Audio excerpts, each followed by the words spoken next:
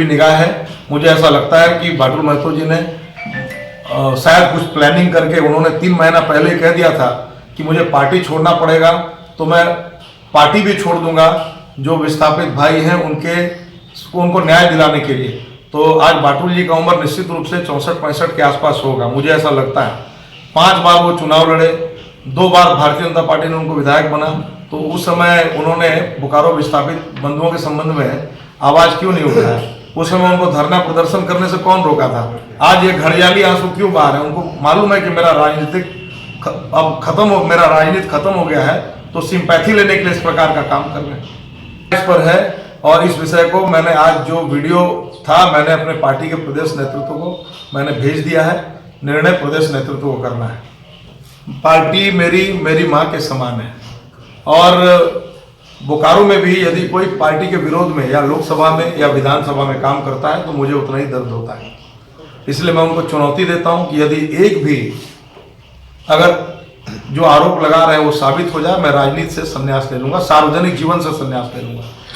बजाय किसी के ऊपर आरोप लगाने के, उनको अपने अंदर कमियां ढूंढनी चाहिए कि बेरमो की जनता ने मुझे नकारा क्यों, और उसको लेकर तैयारी करनी चाहिए। क्या बेरमो में विस्थापन की समस्या नहीं है? अगर आप वहाँ अगर ध्यान देते, वहाँ अगर लगते भिड़ते, तो 24 में शायद आप पार्टी के लिए बेहतर करते।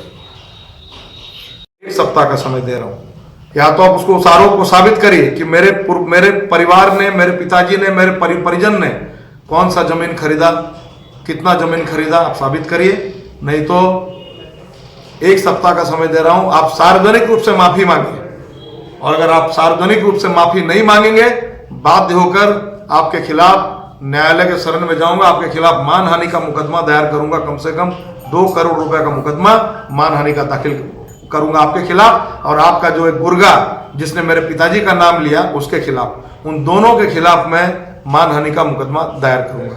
मेरे तरफ से इतनी बातें थी। अगर आपके मन में कोई सवाल हो तो शंका का निदान करें।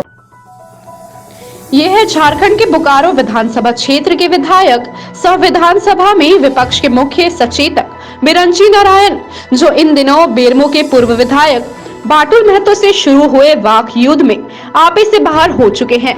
अपने ऊपर उनके द्वारा लगाए गंभीर आरोपों पर पत्रकारों के समक्ष जमकर उनके खिलाफ भड़ास निकाली। पलटवार करते हुए कहा कि बेरमो के भाजपा के पूर्व विधायक जमीन से संबंधित दस्तावेज दिखाए और यह साबित करे कि मेरा जमीन से स्टेडियम को लेकर कोई जुड़ाव है तो मैं राजनीति से संन्यास ले लूंगा, नहीं तो सार्वजनिक तौर पर वे माफी मांगे। अगर माफी नहीं मांगते हैं तो 2 करोड़ के मानहानि के मुकदमे को भुगतने के लिए तैयार रहे।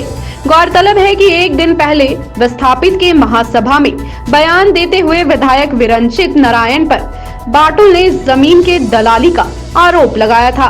कहा था कि संबंधित विधायक का कोई न कोई प्लॉट है और जमीन से संबंधित पड़ोसी अप्रत्यक्ष रूप से जुड़े हुए हैं, जहां मॉल बनाने को लेकर भी कवायद चल रही है। सभी विस्थापितों को जमीन पर स्टेडियम बनाने का काम कर रहे हैं। बोकारो से विजय आनंद की रिपोर्ट।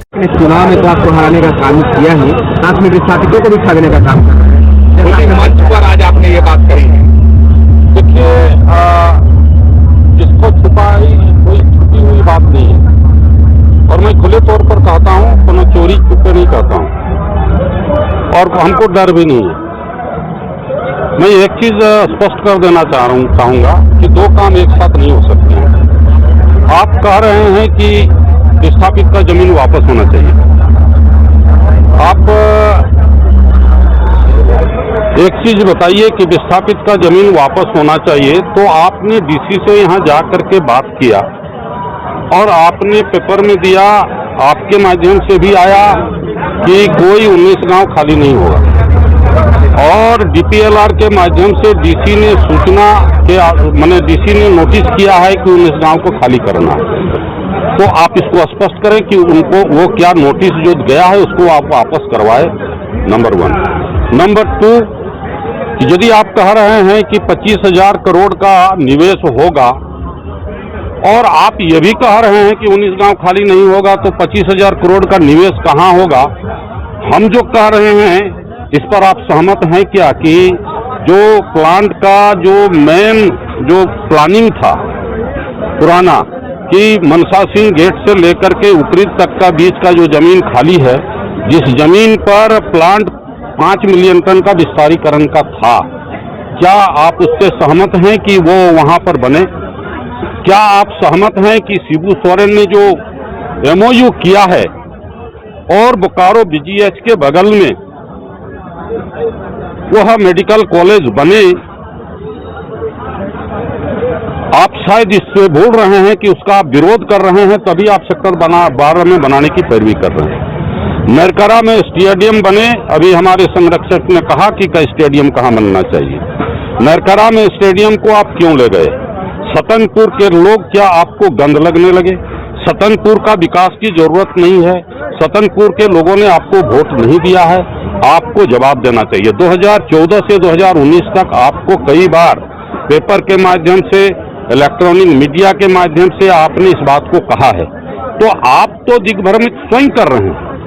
दिग्भ्रमित हम लोग नहीं हैं, दिग्भ्रमित हम लोग स्पष्ट रूप से आपकी नीतियों को जान रहे हैं कि आप मेरकरा में, चूंकि वहां पर मॉल बनेगा, वहां पर अपार्टमेंट बनेंगे और वहां कहीं ना कहीं जमीन की दलाली आप प्रत्यक्ष अप्रत्यक्ष रूप से कर रहे हैं।